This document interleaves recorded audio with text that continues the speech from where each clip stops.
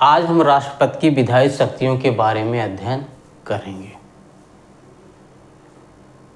विधायी शक्ति का मतलब होता है कानून बनाने वाली। विधायी शक्ति का मतलब होता है कानून से संबंधित होता है। हम देखते हैं कहाँ कहाँ पर राष्ट्रपति को कानून बनाने के संदर्भ में अधिकार है। वैसे तो हम जानते हैं नॉर्मली संसद का होता है कानून बनाती है और संसद के दो भाग होते हैं, एक लोकसभा एक राज्यसभा। लेकिन जहाँ अंग की बात आती है, संसद के 3 अंग होते हैं। एक अंग क्या होता है? राष्ट्रपति होता है। क्या होता है? एक अंग राष्ट्रपति होता है। संसद होता है, संसद पार्लियामेंट।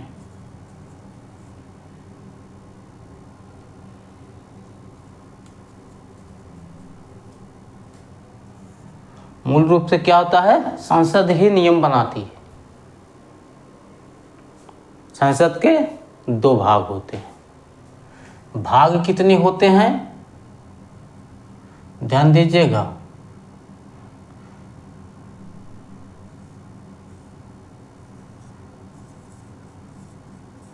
भाग कितने होते हैं? 2 भाग होते हैं, एक लोकसभा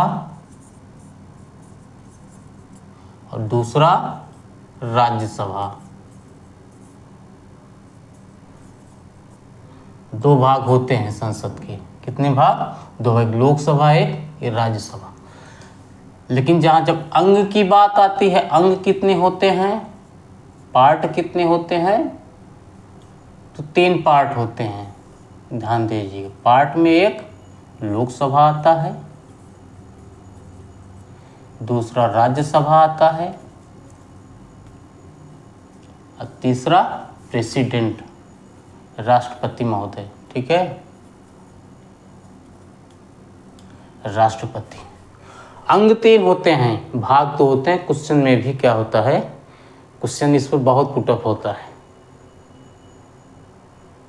तो हमें जानना है भाग 2 होते हैं लेकिन अंग 3 होते हैं। इसीलिए जब अंग है, प्रेसिडेंट क्या है? एक अंग है, राष्ट्रपति एक अंग है। कानून में तो उसकी भागीदारी होगी कानून बनाने में।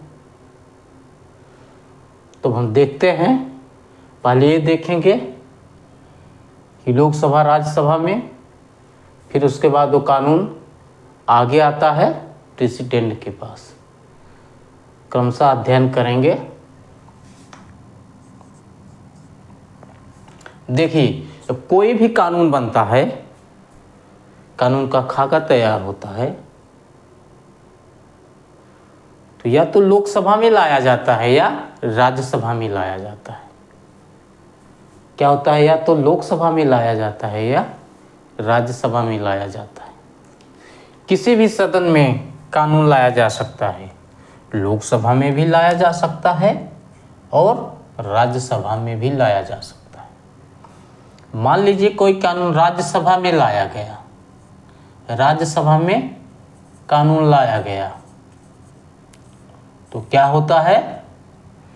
तो राज्यसभा में उस पर विधिवत, तो कानून तो कोई एक व्यक्ति ही लाएगा, अर्थात जिसके मंत्रालय से संबंधित होगा, शिक्षा से होगा, शिक्षा मंत्री, या जिससे संबंधित होगा, या कोई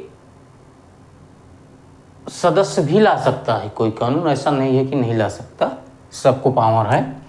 तो जो भी हो, कानून क्या होगा? जब लाया जाता है, बिल लाया जाता है, इसको बिल बोलते हैं। ठीक है, बिल होता है।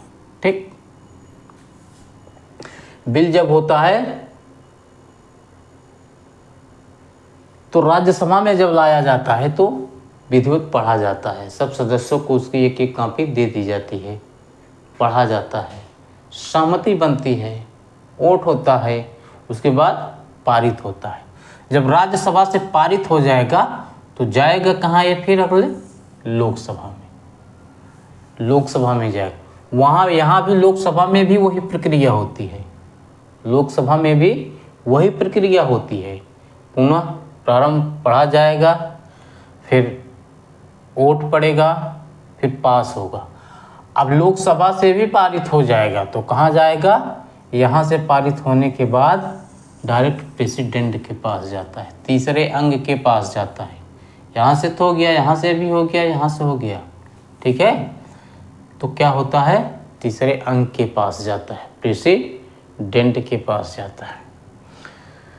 तो यहीं पर राष्ट्रपति का पावर है, ध्यान से देखिएगा, विधायी शक्ति, लेजिस्लेटिव पावर, ठीक है, यही पावर है प्रेसिडेंट। प्रेसिडेंट क्या कर सकता है,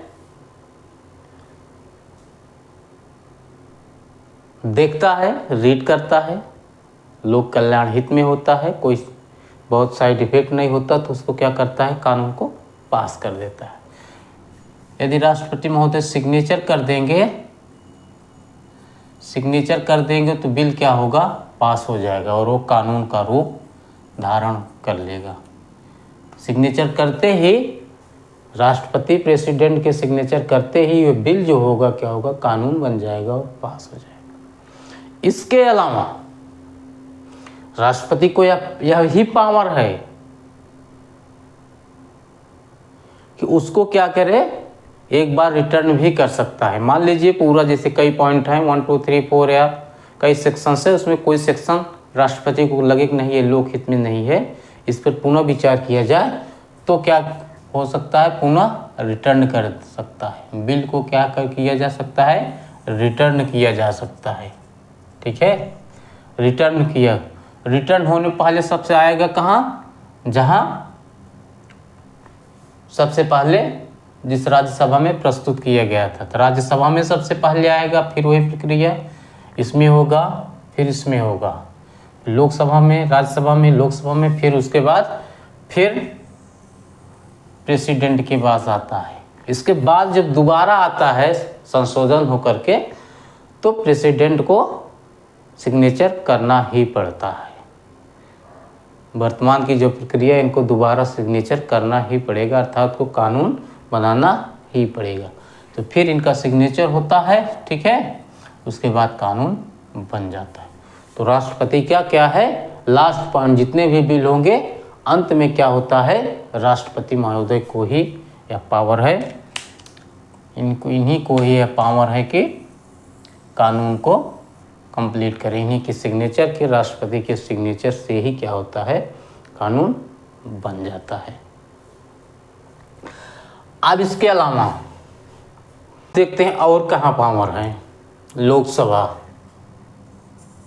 एक तो ये हो गया, ठीक है, और कहाँ पावर है, लोकसभा। हम देखते हैं कि लोकसभा का हमारे यहाँ क्या होता है, चुनाव प्रत्येक 5 वर्ष बाद होता है, बीच में भी हो सकता है, नियम के अनुरूप 5 वर्ष बाद होता है। जब लोकसभा भंग हो जाती है तो बीच में भी होता है, ठीक है, लेकिन नियम से 5 साल बाद होता है। 5 साल बाद होता है, नई लोकसभा का गठन होता है, तो भी राष्ट्रपति की वहाँ उसको प्रारंभ कराने में, स्टार्ट कराने में आवश्यकता पड़ते है। तो भी राष्ट्रपति वहाँ क्या होता है, जाता है और सदन को संबोधित करते हैं और फिर प्रक्रिया आगे बढ़ती है, ठीक है। तो यहाँ पॉइंट वाइज हम लिख लेते हैं। चुनाव होने पर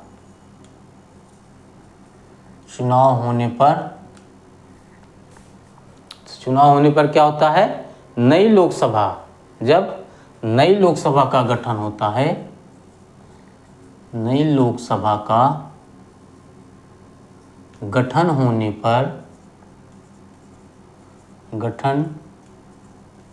होने पर क्या होता है, राष्ट्रपति महोदय सर्वप्रथम अभिभाषण करते हैं। राष्ट्रपति का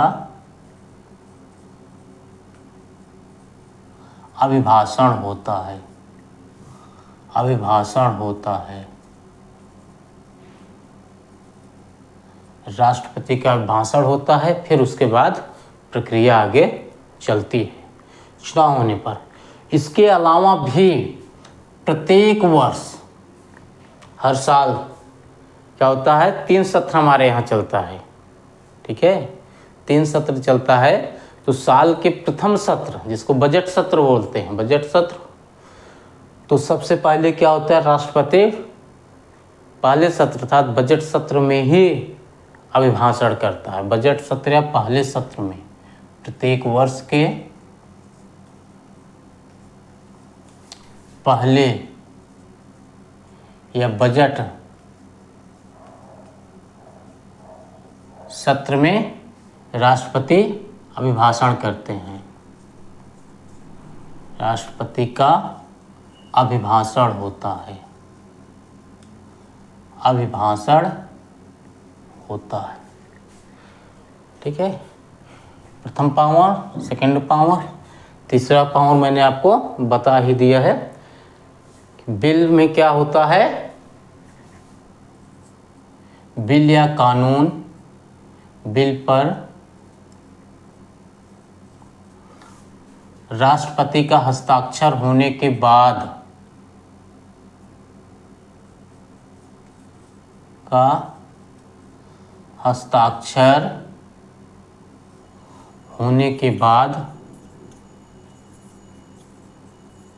कानून बनता है। आपको तीसरा पॉइंट मैंने विधिवत समझा ही दिया।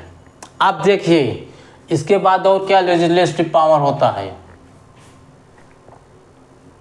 संयुक्त बैठक।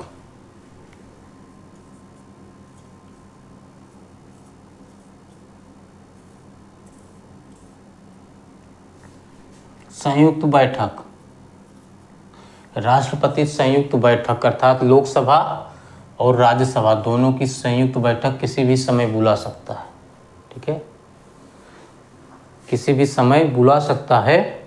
और किस लिए बुलाया गया है उस मैटर पर अभिभाषण करता है। संयुक्त बैठक बुलाई जाती है, अभिभाषण करता है, उसके बाद तब किसी अध्यक्ष को सौंप दिया जाता है। संयुक्त बैठक की अध्यक्षता लोकसभा के अध्यक्ष ही करते हैं। ध्यान दीजिएगा, इसको मैं जब संसद पढ़ाऊंगा तो पढ़ाऊंगा, इस समय बस यही चाहिए। तो संयुक्त बैठक में ही संयुक्त बैठक को बुलाता भी है और अभिभाषण भी करता है। ध्यान दीजिए,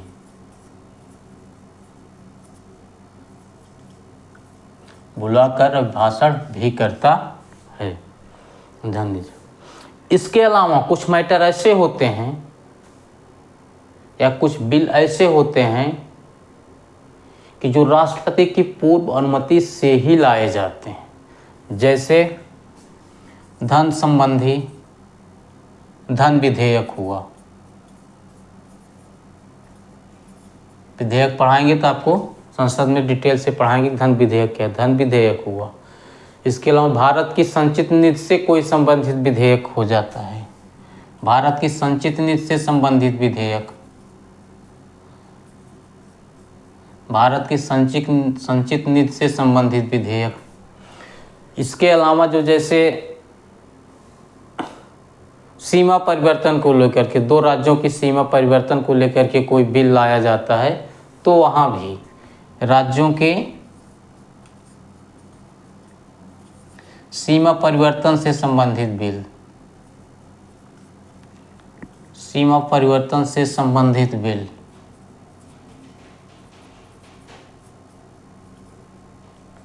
और तमाम हैं। संसद पढ़ाएंगे, डिटेल में पढ़ाएंगे। तो इन संबंधी जो होते हैं बिल होते हैं तो राष्ट्रपति को पहले से ही मंजूरी देनी पड़ती है। तो राष्ट्रपति से पहले ही सलाह कर लिया जाता है कि आप ये मंजूरी दे दीजिए, हम इस प्रकार के विधेयक लाएंगे। तो राष्ट्रपति के सामने पहले ही उस बिल का पूरा प्रारूप पेश कर दिया जाता है। राष्ट्रपति देख लेता है तो कहता है ठीक है आप पास करिए। तो लोकसभा राज्यसभा रखा जाता है, पास हो जाता है। आते ही राष्ट्रपति महोदय क्या होते हैं, सिग्नेचर करके उसको कानून का रूप दे देते हैं। यह भी इनको क्या है, पावर है।